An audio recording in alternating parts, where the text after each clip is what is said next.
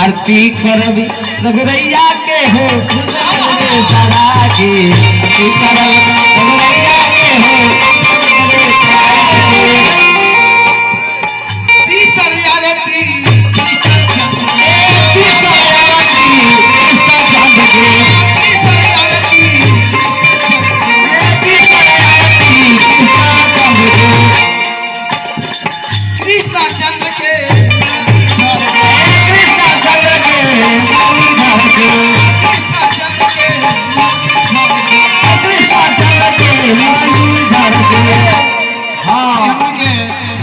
बहुत बढ़िया भाई मिस्त्री अपना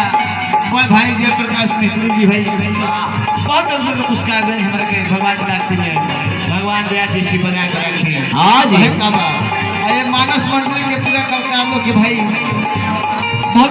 पुरस्कार आई हो। चलिए हमारे भाई बनारसी भाई भी बहुत पुरस्कार दें भगवान कार्तिक में वही का